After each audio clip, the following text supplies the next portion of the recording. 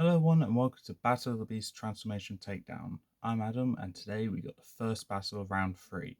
Kicking off the quarterfinals, we have two beasts fighting out for the first spot in round 4, otherwise known as the semi-finals, with both of these beasts putting up valiant efforts, giving us two great fights in round 1 and round 2 respectively, and honestly it's done incredible to make it this far, and is at the point where I'm kind of sad to see a beast go, but this tournament's drawing to a close now. We need our semi-finalists. So with that, let's introduce which beasts are fighting in this first battle. Representing Series 10, Master of the Beast, the killer of Akira the Crusher in round 1, and Koraka the Winged Assassin in round 2. Had to think about that one. We have Noctila the Death Owl versus his opponent, the killer representative of Series 13, the Warriors Road, the killer of Zircon the Shapestealer in round 1 and Leptika the Nocturnal Nightmare in round 2. We have Koba, Ghoul of the Shadows. So we have a very interesting matchup here. This is probably the most obvious outcome from all of the matchups here, but I thought this was a good one to kick off the quarterfinals to show that these beasts are not messing around. So with that, let's get into the stats. Noctila the Death Owl. This beast is like a giant owl with burning orange eyes. His grey feathers drip with thick black tar that can burn a person's skin from their flesh. His beak opens to reveal jagged teeth as he sends out screeches that can deafen anyone nearby. His talons are deadly weapons, and the gleam of evil can be seen in the black slits of his eyes. Age 326, power 210, magic level 145, fright factor 79, size 121. Powers and abilities: flight, tar manipulation, natural weaponry, 360 head rotation, enhanced strength, enhanced durability, enhanced reactions, and night vision. He also has the ability to transform from Noctila to the Silver Knight of Forton with the axe at any point throughout the fight, multiple times repetitively. Can't get tired of it. Weaknesses is trapped in the net of silver. Noctila is defeated if she is stuck in the net of silver. Koba, Ghoul of the Shadows. At the end of the Warrior's Road, Tom encountered this terrifying shapeshifter. His true form is of a muscular genie-like beast with huge clawed hands, but this school delights in changing its other forms to weaken the resolve of heroes and adventurers who crosses his path. Age 400, power 280, magic level 184, fright factor 93, size 140. Powers and abilities: shapeshifting, memory reading and ability replication, natural weaponry, limited levitation, master deceiver, fear and doubt empowerment, control of the marble castle, although that's going to change to the entire arena, corruption and resurrection. That ability is banned from the tournament. The shapeshifting ability only allows Koba to transform into any beast that he's faced in previous tournaments and this one. So at the moment his arsenal is at 7 beasts, I think. 7. 7 beasts, being Kamar the Faceless Beast, Sultra the Stone Charmer, Krokol Father of Fear, Cressa the Winged Terror, Skra the Night Scavenger, Zircon the Shapestealer, and Leptika the Nocturnal Nightmare. Equipment: Koba wields the standard equipment and abilities of any beast he transforms into. And weaknesses: wound retainment, he keeps any wounds he suffers in his alternate forms, and finger removal. Okay, with the stats department done, with Noctila the Death Owl and Koba Ghoul of the Shadows, time to get into this fight. The battlefield is going to be in a Fallen Kingdom arena. Fallen Kingdom arena. And with that, let's get into the battle. The first battle of the quarterfinals. As both beasts exit from their chambers, Koba immediately comes out in the puff of red smoke, coming out of the smoke and roaring into the arena, causing all the crowds to chant Koba's name. Koba, Koba, Koba. Meanwhile, on the other side of the arena, out comes not the Silver Knight, but Noctila, screeching into the arena, drowning out the spectators' cheers. All the spectators stop cheering and turn their attention to Noctila. Koba, offended that someone dares interrupt the cheers that he's receiving, decides that he's going to make quick work of this flying pigeon. Koba immediately transforms into Kamar and whips his whip straight towards her. Noctila, with her incredible reactions, takes to the sky, flying straight towards Kamar, using her talons to slice through the whip with little to no effort. And as Koba says in shock about this, he turns around and shoots little web pellets, towards Noctila to slow her down. Noctila dodges each and every one of them, with her beak open, talons out, ready to grab at Kamar. Koba, intimidated by this, instantly turns into Kreta and starts swarming around Noctila, whilst his maniacal laugh is being heard all around Noctila. Noctila stays where she is, flapping her wings. Realizing what beast this is, knowing what she knows about this beast, she immediately takes up to the sky to get out of Kreta's reach. Before then, diving back down right into the swarm of Kreta, who's now formed into Kreta, turning back into the night, lifting up the axe to slice right through Kreta, knowing that he will go right through, and knowing the knight would go right through Kreta. That was his sole intention. He instead hit the ground, causing a bunch of debris and dust to go flying everywhere. Kreta gets dust in all of the Stabia's eyes and instantly changes into Leptica and takes up to the sky. Noctila, the knight, sees this, changes into Noctila and follows Leptica right behind. Leptica goes to hypnotize Noctila, but Noctila, knowing what she knows regarding this beast from seeing her previous fights against Koba and also Solix, knows not to look in the eyes. Noctila's a cunning beast.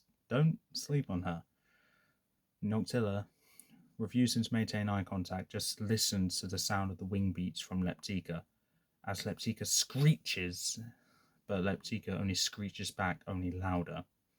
Leptica charges down towards Noctila. Noctila's soaring up, only listening and not making direct eye contact. Noctila feels reminiscent about this fight, knowing that she had a fight like this in the previous round, but this time she's not the one with the higher ground.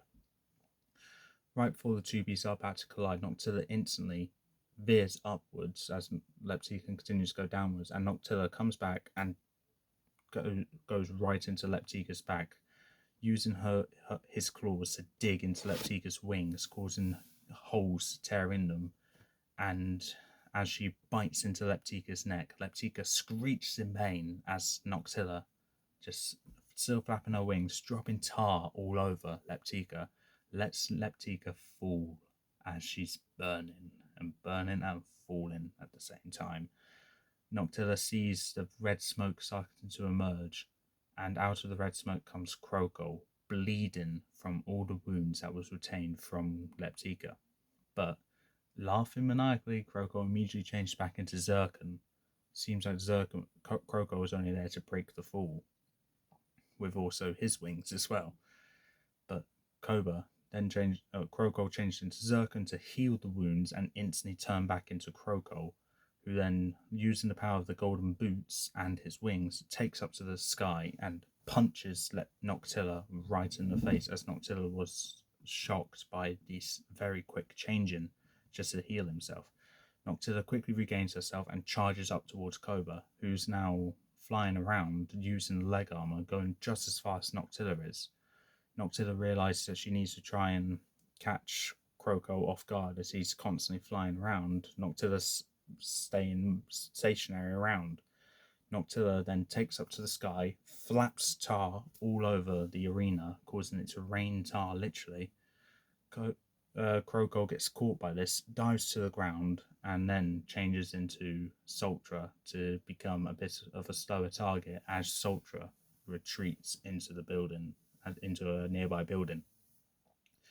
As fog starts to envelop the arena, Noctilla realizes he needs to go down into there. He swoops down, turns into the silver knight to blend into the fog better, and just stands there with the axe at the ready, listening for any sign of this beast.